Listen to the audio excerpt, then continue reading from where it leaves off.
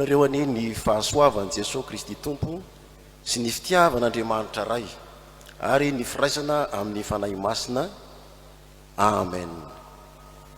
Miarabantsika ry havana mahatratra ity alahady fa 5 ny volana Jona taona 2022 ity, izay alahadin'ny Trinité, izay mbola hibanjinantsika manerana ny sahan'ny FJKM ny lohahevitra manao hoe an'ny Tompo ny fahefana. Andeha ary omantsika hoentina mideran'Andriamanitra ny Salamo fa 400 ny andininy voalohany ka hatreo amin'ny andininy fa 5. Salamo fa 400 ny andininy voalohany ka hatreo amin'ny andininy fa 5. Aorin'izany ny hira voalohany, ny andininy voalohany sy ny andininy fa 5. Andeha ary havana hiara-mitsangana sika rehetra zao hidera sy hisaotra ny Tompo.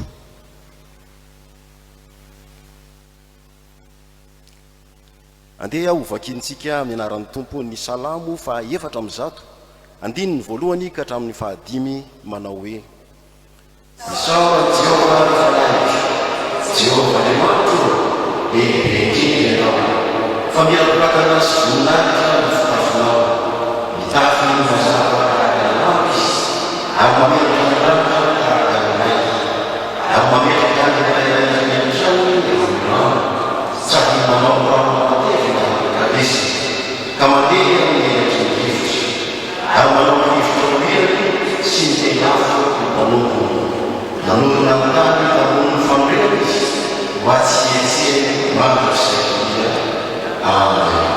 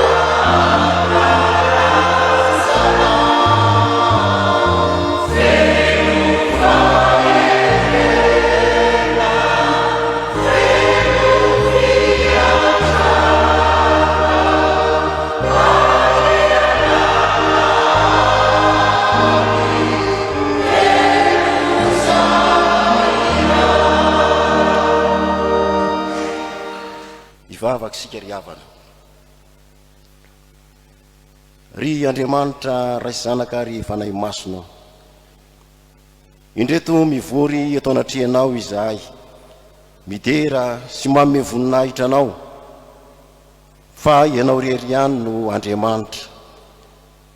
Mitondra izao rehetra izao ianao, satria Tompo ny hery sy ny fahefana rehetra any an-danitra izay ty ambonin'ny tany. Tsy takatry ny saina ny fahalehibiazanao, ary tarianao izahay anatona anao amin'ny fanajana sy amin'ny pahatokina tanteraka, kanefa koa amin'ny fanetretena. Ankehitriny tsaronay mandrakariva, eny isaoranay hatrany ny fitiavanao, ka nanomezanao an Jesosy Kristy Tompo mpamonjy anay.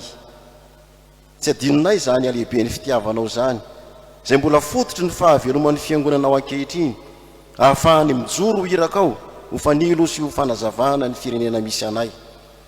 Tsapanay koa fahateraka izany famonjen'i Kristy izany no mbola antom-pahavelomanay ary ahafahanay miatrika ny andavanandro mpiainanay. Akasitrahanay ary ireo fahasoavana izay atolotra ao tsy tapaka ao anay, na izay tsy takatry ny sainay, eny na eo koa azy izay takatry ny sainay, ary ivelomanay isan'andro. Misaotra indrindra ry Tompo Andriamanitra eo noho izany rehetra izany. rakehitriny am'izao fotoam-pivavahana iombonana ilo zao ampio izahay itomba amin'ny finoana fa eto anivonay ianao ampio izahay anamafiorona amin'ny fifandraisana aminao ka dia fianoho fifaliana sy fanantenana izahay fa kasitrahanao zao fotoana iombonanay izao satria tanterahana indrindra mba ho fanomezam-boninahitra ny anaranao lay Andriamanitra raisy zanaka ary fanahy masina irery ihany ataonay izany vavaka izany amin'ny anaran'i Jesosy lohan'ny fiangonana amen. Mipetraka ny fiangonana riavana. Riavana izao isika dia tonga eo amin'ny fotoana andrenesana ny tenin'Andriamanitra ka ho fanombohana an'izany dia ny tenin'Andriamanitra ho an'ny ankizy sy ny tanora. Riava malala ao amin'ny tompo ampitomboana amintsika mandrakarivana ny fahasoavana sy ny fiadanana avy amin'Andriamanitra raintsika sy Jesosy Kristy tompo ary ny firaisana avy amin'ny fanahy masina rakizy malala.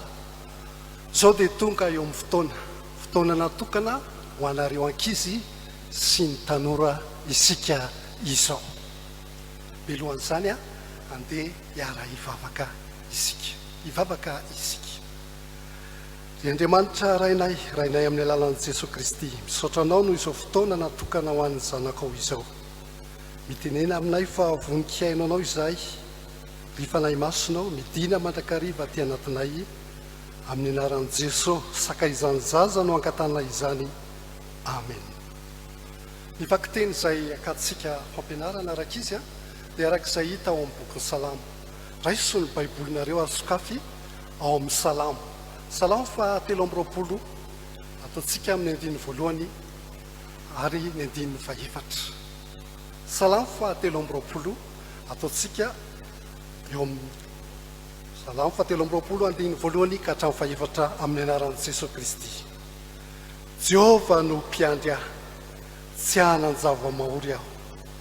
Enina dia mamaky ny lohasaha, aliko ny fahafatesana azy aho, dia tsy atahotra ny loza fa ianao no amiko. Amen. Tantara ray rakizy fohy dia fohy no entina hanamarinana izao fotoana natokana ho anareo izao koa ino tsara nge nisy loza.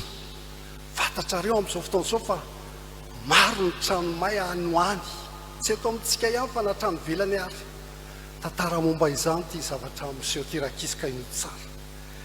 Nisy trano tamin'ny fonenana iray, tao amin'ity trano iray dia nirihina fahatelo sisa tsy may. Tavela tamin'izany trano rihina fahatelo izany ty zazalahy iray. Ny ray aman-dreniny tsy tao an-trano misy rery sisa. Ny famonjehany mpiarabelona mandrapahatonga ny pompier na ny mpamonjy voina ny zava-niseho. Ny rahina ny mpiarabelona rakizy, inona nataony? Nanambatra lamba fotsifotsy tady mahazaka atao aratonaina izy tamin'izany. Ino ankeny toyny nasaina nitsambikina ilay zazalahy eny ambaravarakely. Niantsoantso ny olona, mitsambikina e. Izy kosa nefa tsy nety, everiny fa tsy azo antoka izany. Dia nitokozihitra teo izy, kantso tampotampoka izay, iny dadany tonga. Dia niantso izy, dato fonjireo tazany rainy ny zava-miseho rakizy dia nitenin'ny dadany hoe asa matahotra, mitsambikina fahatatazako ianao. Hoy ny dadany hoe asa matahotra, mitsambikina fahatatazako ianao. Tapa-kevitra izy fa tiany dadany no miteny dia nitsambikina izy ary avotra somatsara. Inona ny fampianarana amin'izany rakizy ino tsara? Manolotanana amintsika ny raintsika. Hoy izy ao amin'ny ohabolana 720 andiny fahaenina 20 manao hoe anaka atolory ahy ny fonao. Omety tompo rakizy ny fotsika, izany lalana tsara tokony ho zarantsika malakariva. Manana ny dadaraintsika isika mpikolokolo mitady asa mireraka maraitsy hariva, fa ao koa le ray be fitiavana rakizy izay momba antsika tonga tetỳ an-taniny zanany ny rany amonjy antsika ho an'Andriamanitra irery ny voninahitra sy ny fahevana. Amen.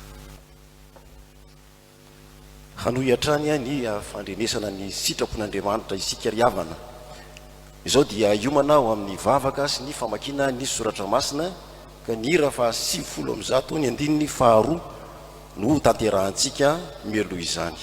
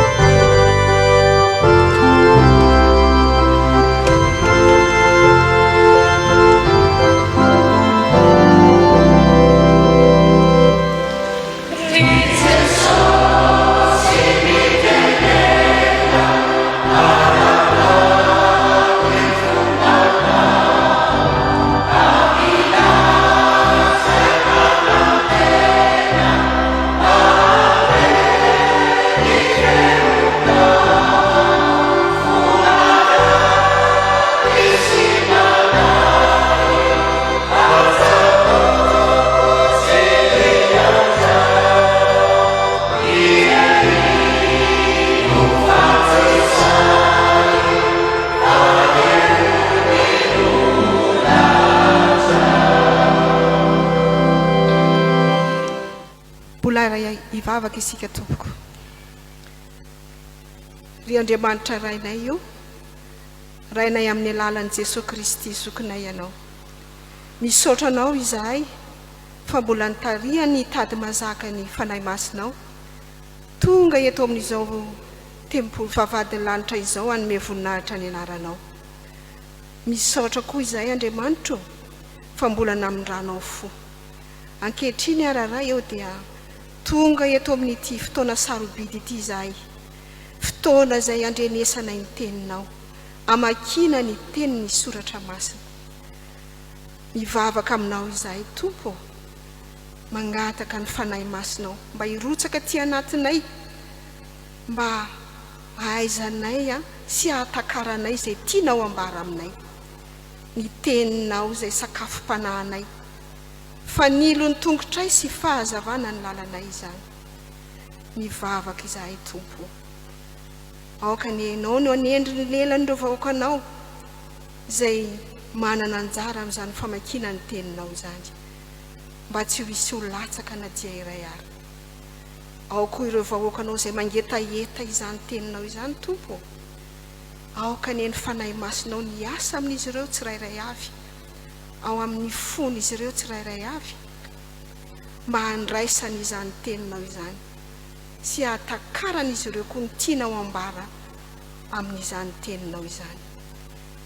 Ao koa izay mpanomponao izay anambara ny afatrao aminay vahoakanao, dia enao Andriamanitra no androtsaka ny fanahy masinao aminy mba anambarany izay tena sitraponao aminay.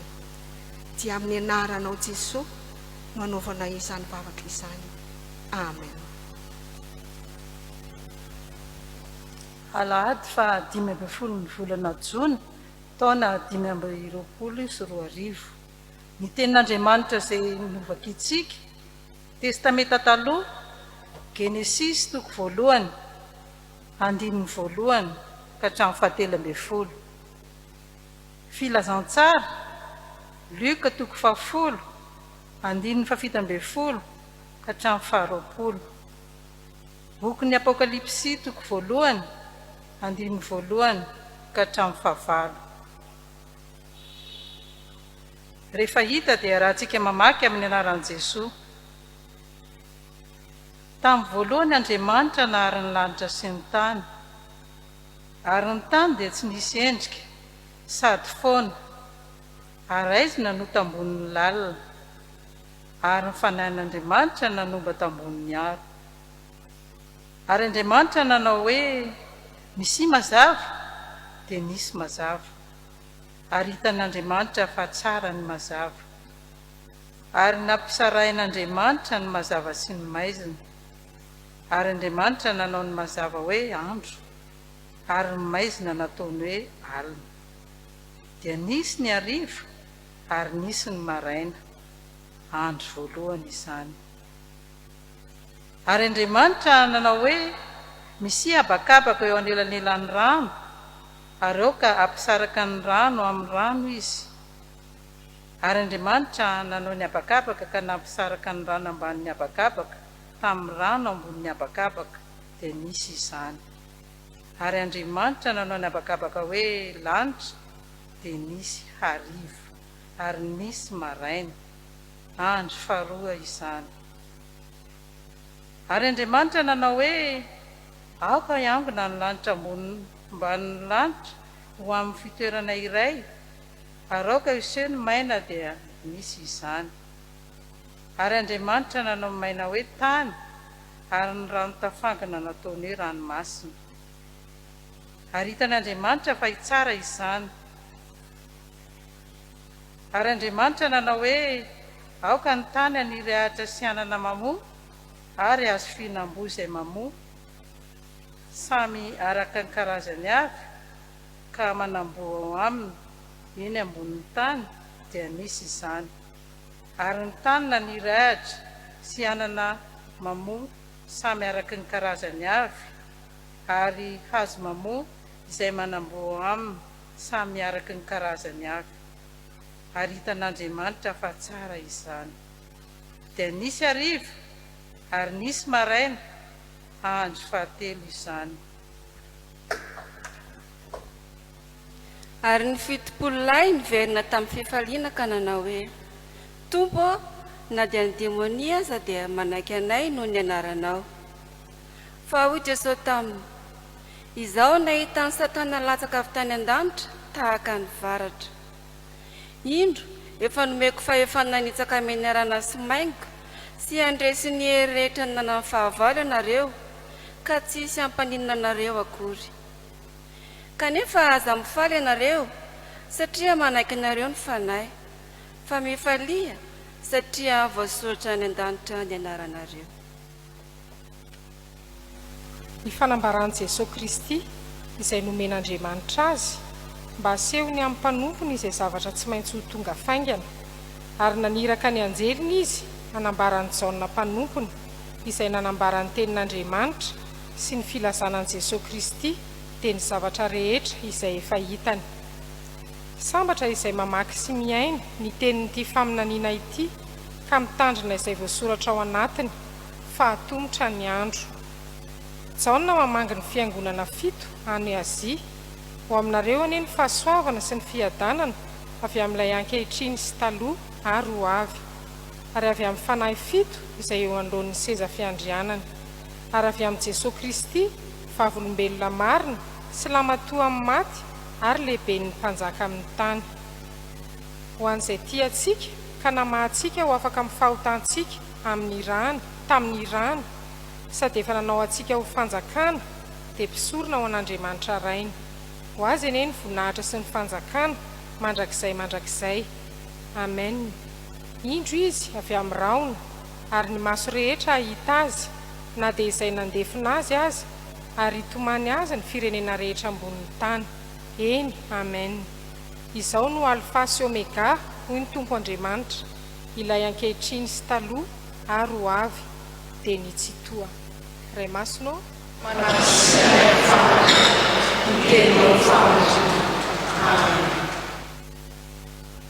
mialoha ny andrenesantsika ny afatra avy amin'ny tompo ry havana, andeha ho taterahantsika eo am-pitsanganana ny hira fa 2 sy 900 ny andininy 5. Miara-mitsangana ary ny fiangonana.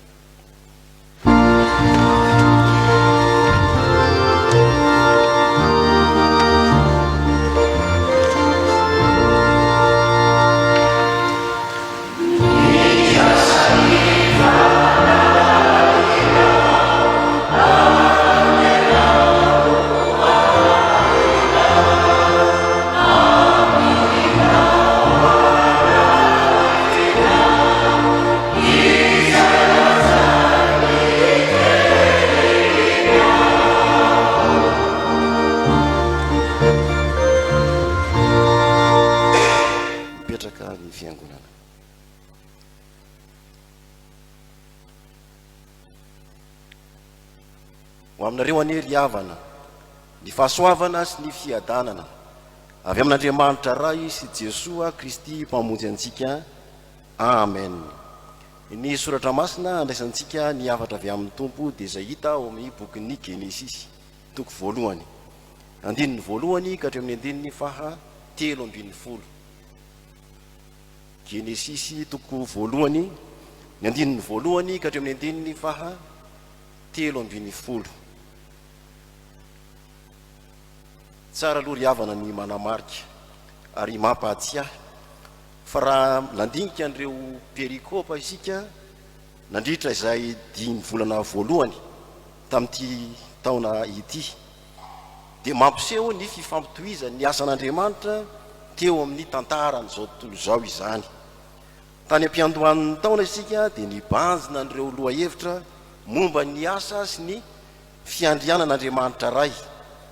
Avy eo dia nobanjintsika kosa ireo lohahevitra mampitodika amin'i Jesosy Kristy zanak'Andriamanitra sy ny asa mpamonjeny teo amin'izao tontolo izao. Ary farany teo moa dia notsarovantsika ny fahatongavan'ny fanahy masina sy ny fampaherezany ny fiangonana. Fa manomboka amin'ity alahady anio ity ireo perikopa izay banjintsika dia mitarika ny fiangonana hisaintsaina sy ampiorina ny finoany amin'ny fifamenoany ny asan'Andriamanitra Trinité na ray sy zanaka ary fanahy masina. Hitantsika amin'ity Genesisy toko voalohany ny andininy voalohany ka hatramin'ny 17 ity fa izany maha izy azy an'Andriamanitra amin'ny fahafenoany izany no nahatanteraka ny asa-pahariana izao rehetra izao. Arak'izany dia asan'Andriamanitra amin'ny fahafenoany no nahariana izao rehetra izao. Ny voalohany indrindra hitantsika amin'ity bokin'ny Genesisy ity dia ny hoe manafaka amin'ny tsifisy-piainana izany. Manafaka amin'ny tsifisy-piainana izany. Eo amin'ny andininy voalohany ka hatramin'ny fahatelo no ahazahoantsika mandinika izany. Ary hitantsika amin'ireo andininy 3 voalohany ireo fa tsy misy fiainana na koa tsy misy dikany izao rehetra izao fony mbola tsy teo Andriamanitra, tsy nisy endrika sady foana ary nanjakan'ny aizina. Fa rehefa nidiran'Andriamanitra antsehatra tamin'ny alalan'ny teniny sy tamin'ny alalan'ny fanahiny dia nanjary nisy fiainana, nanjary nisy filaminana, nanjary nisy dikany sy azo iainana. Asehon'ity soratra masina ity fa tsy Andriamanitra velivelo no nanakorotana na nahatonga ny tsifisy-piainana teto an-tany, tsy izy no nahary ny aizina fa nahaliana an'Andriamanitra kosa ary nidirany antsehatra ny anamboatra sy andrindra izany mba ho azo iainana. Ry havana, toy izany koa eo amin'ny fiainantsika, tsy tomponantoka amin'ny tsy firindram-piainana ety an-tany Andriamanitra, tsy tomponantoka mahatonga ny olam-piainana sy ny adi-panahy maro mahazo antsika Andriamanitra, fa ireny dia ateraky ny fahotana sy ny fahadisony ny safiditsika eo amin'ny fiainana. Saingy tsy mialangalana amin'izany Andriamanitra fa te hiditra antsehatra izy andamina ny fiainantsika, anome fitoniana sy firindram-piainana ho antsika, hanafaka amin'izay manakorotana ny fiainantsika. Mbola afaka mahary fiainam-baovao izy na dia ao anatin'izay heverina fa tsy fisim-piainana intsony azy. Hitantsika eto fa tsy Andriamanitra ray irery no nahary, fa teo koa ny teniny ary teo ny fanahiny. Ny teniny dia mampahatsiahy an'i Jesosy Kristy ilay tenin'Andriamanitra tonga nofo, ary ny fanahy izay nanomba tambonin'ny rano dia ny fanahiny masina. Ka raha te hanana firindram-piainana isika dia tsy tokony hosarahina ny finoantsika ny maha izy azy an'Andriamanitra, fa hita sy fandre mantsy ny fotompinoana sasany manasaraka ny Trinité. Ka misy izy ireo no mivoy amin'ny fotompinoany fa Jesosy ihany no izy, na koa ny fanahy masina ihany no mendanja, na koa Andriamanitra ray ihany. Ny fandinihana ny soratra masina manontolo dia mitarika antsika amin'ny maha-protestanta antsika mba tsy ho diso finoana, fa mba hananantsika filaminana sy firindram-piainana ety amin'ity zao tontolo izao ity dia mila inoana amin'ny fahafenony sy ny maha izy azy arak'izay ampahafantariny antsika Andriamanitra. Tsy misy tombo sy ala ary tsy misy ambony sy ambany. Ireo antsontsika hoe persona ao anatin'ny trinité. Fa ilay Andriamanitra ray sy Jesosy Kristy izany ary ny fanahy masina, ny fifamenony zany no mitondra fiainana, firindram-piainana sy filaminana ho antsika. Tokony hanorenantsika ny finoantsika izany. Fa asan'Andriamanitra amin'ny fahafianony ihany koa no nahariana izao rehetra izao. Ny faharoa dia ahitantsika fa asa tsara sy voahevitra zany no nataon'Andriamanitra. Asa tsara sy voahevitra. Manomboka eo amin'ilay 14 hatreo amin'ny 17 no milaza izany. Aseho an'ity soratra masina ity, ny asan'Andriamanitra tsy kelikely na miandalana tamin'ny fahariana izay nataony. Ny sahirana fatratr'Andriamanitra fa tsy nanao asa kitotoy izy na asa zara fa vita. Vokany ny fiafaran'ireo asa nitanterahan'Andriamanitra dia samy ahitana avokoa ny teny famitinana hoe hitan'Andriamanitra fa tsara izany. Ka eto moa ny andro telo voalohany no asehon'ity perikopa ity, ka maneho zany fahatsaran'ny asan'Andriamanitra izany. Fa hitantsika koa ny toyiny tamin'ireo andro telo sisa fa tsara avokoa ny asa izay nitanterahan'Andriamanitra. Ry havana, Andriamanitra tsara sady mpanaony tsara, zany no Andriamanitra hivavahantsika. Ny mampalahelo nefa fa ny olona indray no manaratsy izay efa ny sahiranan'Andriamanitra ho tsara. Isan'ireny ohatra ny andro. Isika malagasy manokana dia misy mahasahy manavaka ny andro nataon'Andriamanitra ho misy tsara sy misy ratsy. Hitantsika eto anefa fa samy fahariana nataon'Andriamanitra ny andro rehetra, samy voahevitra ka nataony ho tsara avokoa. Noho izany izy ny tompo manam-pahefana ao anatin'ireny. Any tompo raty eo ny fahefana araka ny loha hevitra banjintsika kehitriny, ka tsy tokony ho heverina fa misy andro tsy hananany fahefana. Ny olona ihany no mifampitahotra sy mifampiororo fa hanana ny tompo fahefana avokoa ny andro rehetra. Ka dia mila mametraka ny fitokisana fiaino aminy isika amin'ny fiatrehana ny fiainana isaky ny andro mifandimby. Nanao asa fanorenana samihafa tsika, na hiatrika ny asa mandraharaha, na manoloana ny fandaram-potoana samihafa, na ankafaliana zany na ankaratsiana. Ry havana matoa, asa-pahariana voalohany nataon'Andriamanitra ny mazava sy ny fanavahana izany amin'ny aizina, dia tokony handeha ho tahaka ny zanaky ny mazava isika, raha tia hanana fiainana sy tia handresy eto amin'ity izao tontolo izao ity. Fa tamin'ny alalan'ny teniny no nampisy ny mazava, noho izany amin'ny alalan'ny fankatoavana ny teniny ihany koa no ahafahantsika miaina ny fahazavany sy mijoro ho vavolombelony, ka tsy hanahaka ny fahamaizinan-tsainy izao tontolo izao. Voalaza tao amin'ilay filazantsaraka ny lioka izay novakiana teo, toko 7:7, ny fifalian'ireo mpianatra fa nateraky ny fankatoavany ny teny sy ny baikon'i Jesosy dia nanjary nanaiky azy ireo ny demonia. Noho izany manam-pahefana andresy ny asan'ny maizina ihany koa isika amin'ny andro ankehitriny rehefa manaiky an'i Jesosy tompontsika, ka tsy tokony no mbola hanaiky anjakan'ny aizina indray. Hoy ny voalaza any amin'ny Efesiana toko 5:9 ka hatramin'ny 10. Fa maizina ianareo fahiny, fa efa mazava ao amin'ny tompo kosa ankehitriny. Mandehana tahaka ny zanaky ny mazava, fa ny vokatry ny mazava dia ao amin'ny fahatsarana rehetra sy ny fahamarinana ary ny fahitsiana. Mamantatra izay akasitrahan'ny tompo ary aza amiray amin'ny asan'ny maizina tsy mahavokatsoa. Raha fitinina ry havana izay voambara izay dia tsarovy fa asan'Andriamanitra amin'ny fahafianony, amin'ny mahatrinité azy no nahariana izao rehetra izao. Ka ny voalohany no resahantsika teo dia mahatonga ny fanafahany amin'ny tsifisim-piainana zany. Na dia tsy Andriamanitra velively aza ny tomponantoka amin'izay korotana sy tsy filaminana misy, indrindra moa izay mahazo antsika ny kehitriny, dia tsy mitazam-potsiny izany izy, tia hitondra fiainam-baovao sy firindram-piainana izy. Tsy azo sarahina nefa ny mahatrinité azy, fa mila inona amin'ny fahafianony izy mba hatateraka an'izany. Fa ny faharoa zay nijerentsika teo dia ny hoe asan'Andriamanitra amin'ny fahafianoany koa ny fahariana izao rehetra izao ary asa tsara sy voahevitra izany. Mitarika antsika hanaiky izany fa mitovy avokoa ny andro ao anatren'Andriamanitra pahary. Toy izany koa amintsika ampino anana ny fahefana avokoa ireny ka tokony andehanantsika amin'ny finoana sy ny fahatokiana azy. Amin'ny tompo ny fahefana ary nomeny ho antsika amin'ny alalan'ny fanahiny ihany koa izany. Azahoantsika mandresy ny fahamazinan-tsaina ary andehanantsika ho tahaka ny zanaky ny mazava eto amin'ity izao tontolo izao misy antsika ity, satria hoy Jesosy tompontsika ianareo no fahazavana izao tontolo izao. Ho an'Andriamanitra ireriany eneny voninahitra. Amen.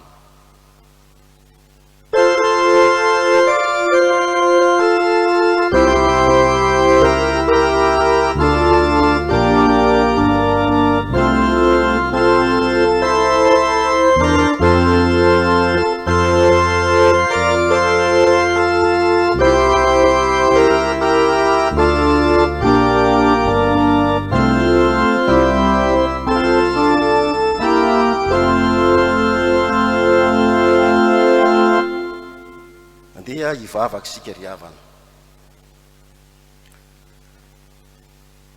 Misaotranao zay ry Andriamanitra ray zanakary fanahy masino noho ny teninao zay nomenao anay. Mampatsiahy anay fa te hitondra fiainam-baovao sy firindram-piainanao anay ianao Andriamanitra ay. Na dia tsy ianao velively tokoa azo ny tomponantoko amin'izay tsy mitondra fiainanao anay. Lehibe ny fitiavanao. Mba tanteraka izany anefa dia tarinao izay mba hiorina amin'ny finoananao araka ny fanambarantenanao feno teo amin'ny tantara-pamonjena, mba hahatonga ny finoanay ho marina sy hankasitrahanao. Hifonanay indrindra fa indraindray aterako ireo fampianaram-ponoana na finoanom-poana maro samihafa etsy sy eroa, dia mora miroro saina izahay ka tsy mampiorina tsara ny finoanay amin'izany fanambarantenanao feno izany. Mamindrafo aminay. Misotranao fa hampatsivinao aminay ny Mandriamanitra tsara sady mpanao ny tsaranao, ka manao ny asa-paharianao tsara sy voahevitra. Tompo, ampio izahay atokony fahefanao ka tsy hanaraka ny fisainan'izao tontolo izao izay mila vonjy amin'ny finoana hafa, amin'ny javakafa hiatreny ny andavanandrom-piainany. Ampio izahay iny fa ampy sy feno ny hery mampahefanao mitondra sy mifehy izao rehetra izao. Mamindrafo aminay Tompo, ary mamelany elokainy amin'ny tsy fahatanteranay izany teninao izany, dia inonay fa noho ny amin'ny asan'ny fanahinao hanavao anay indray ianao. Noho ny anaranao Jesosy Tompo sy mpamonjy anay no hivavahanay toy izany. Amen. Ataontsika ry havana ny hira fa 7:300 ny andininy 3.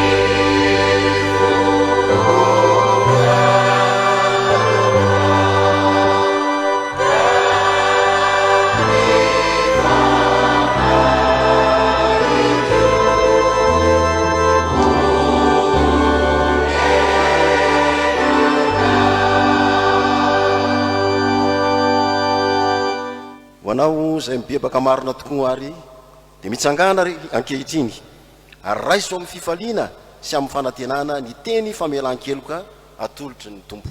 Miara-mitsangana ny fiangonana. Hoy ny soratra masina, inona ary no holazaintsika ny amin'izany zavatra izany? Raha Andriamanitra no momba antsika, iza no ahatohitra antsika? Izay tsy niaro ny zanany lahy fa natolo ny amonjy antsika rehetra izy tsy omeny antsika miaraka aminy maimaim-poana koa va ny zavatra rehetra iza no hiampanga ny olombofidin'andriamanitra andriamanitra no manamarina azy iza no manameloka Kristy Jesosy no efa maty eny sady nitsangana tamin'ny maty koa ka mitoetra eo amin'ny tanana kavanan'andriamanitra ary mifona ho antsika ry havana voavelany Kristy ny elokareo no ny anaran'ny masina andeha hidera ny tompo isika manao hoe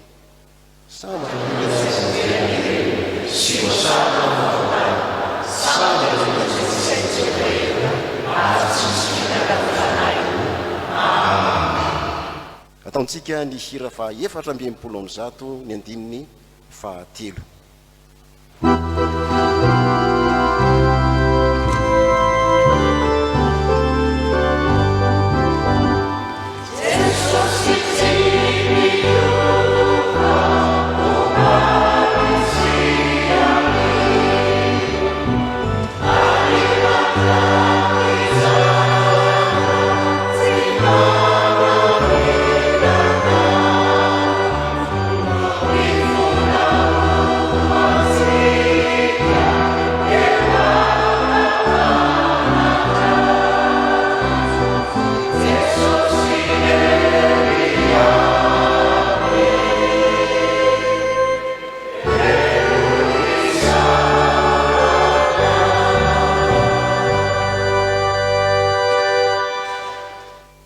Aoka isika rehetra izao ry havana iaraka anaiky sy anambara ny fanikam-pinoana kristianina izay raisantsika amin'ny fiangonana masina manerana izao tontolo izao dia ny fanikam-pinoana apostolika izany manao hoe mino an'Andriamanitra soa mpanao azy santany ary mino Jesosy fitsinjanana itoatantsika izay nitontolona tamin'ny fanahy masina ateraka manivonijiny nijaga nanapaka pontiponato nombona tamin'ny azo fijaliana maty ka naleha nidina tamin'ny fiaintsika nitsangana tamin'ny maty tamin'ny andro fahatelo niakatra ao an-danitra mipetraka eo ankavanan'Andriamanitra anatsikoa avy any aviny tsara miverika sy ny maty mino ny fanahy masina aho fiangonana masina manerana izao tontolo izao ny fiangonana ny olona masina ny fahamenan-kely fitsangana ny tena maty ary ny fiainana manasay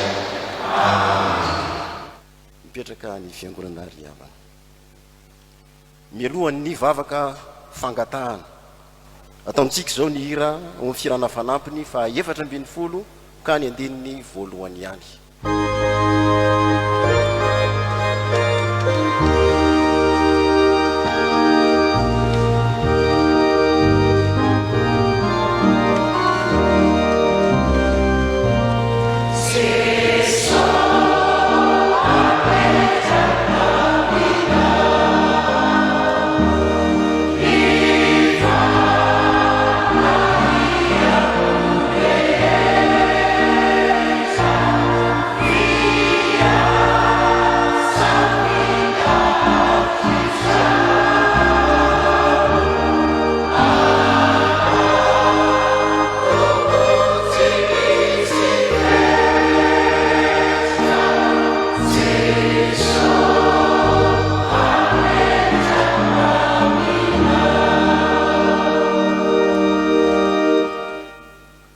Vavaka sika ry havana misaotra indrindra tompo fa afaka nanatanteraka izao fampompivavahana izao izahay ankehitriny dia mivavaka aminao izahay mba ho ampahirezinao amin'ny fiatrehanay izao herinandro vaovao atolotra ao anay izao ataovy mino ny hery sy ny fahefanao izahay izay miandany aminay mandrakariva ka manamarina ny teninao manao hoe indro zao momba anareo mandrakariva ambara-pahatonga ny fahataperan'izao tontolo izao ampio atoky izany teninao zany izahay raha hiatrika ireo adidy sy andraikitra ny asa mandraharaha fivelomanay da io ireo mpianatra rehetra mandeha amin'ny fahendrena sy anana fahiratan-tsaina hitozony sy atratraran'izy ireo tanjona ahasono aviny ary isehony ny voninahitrao da io manokana ireo hiatrika fanadinana manomboka amin'ny herinandro ity sy ireo hiatrika fanadinana maro samihafa amin'izao fotoana mamaraparana ny taom-pianarana izao isoa reny tahotra anatin'izy ireo ary ny fanahinao aneno ampahatsiahy azy reny izay rehetra ny anarany ka nome azy ireo fahafahampanadinana. Da io ny asan'ny fiangonana toy izany koa ny asan'ireo sampana sy ny sampanasa ary asa miaraka amin'ireo fikambanana samihafa hatrany nivo ny foibe fijaikema sy ny synodam-paritany ka hatraty amin'ny isam-pitandremana mba samy ho tanteraka sy ho lavorary iseho ny voninahitra ao ane ampahirezo ireo tompony andraikitra rehetra nantsonao sy nofidinao mba tanteraka izay asa fanompona nampanaovinao raha teo. Da io ny firenena izay fanametrahanao anay tolory saina ary ampandehanao amin'ny fahatahorana anao ireo mpitondry isanambara tonga mba izy tokoa ane arisitrahany vahoaka ny asa fahampandrosoana izay andrandrain'ny maro fanasoavana ny andavanandrom-piainany. Amin'ny anaran'i Jesosy tomponay no anaovanay izany vavaka izany ary dia ho farana anay izany amin'ilay vavaka nampianarinao Jesosy tompo manao hoe mamasina ny menanao tonga ny fahafatanao atao ny sotonao mety ankarana azy eo anay ny anasahao amanelary tahaka ny manarazy metanao azazatorana eo fakapana famafana ny azy fanao ny fanjakana sy mely ary ny voninahitra azy. Amen. Andeha riavana iara-mitsangana isika rehetra zao anao ny hira mialohan'ny tsodrano dia ny hira amin'ny firana fanampiny ny hira amin'ny firana fanampiny fa 720 ny andininy fahatelo ataontsika eo am-pitsanganana izany miara-mitsangana isika.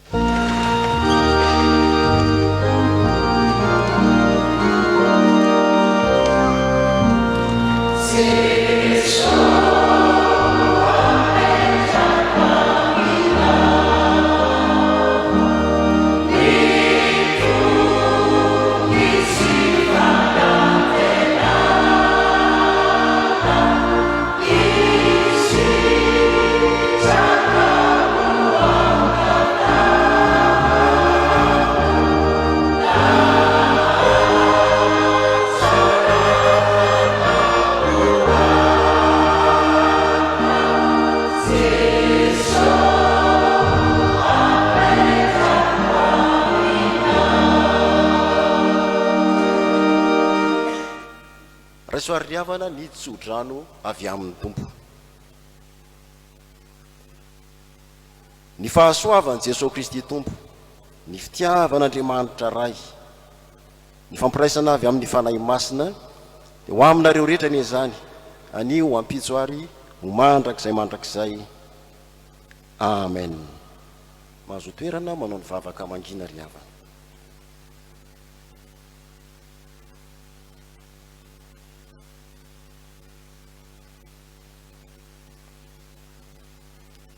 Ho an'Andriamanitra irery ihany anie ny voninahitra. Amen.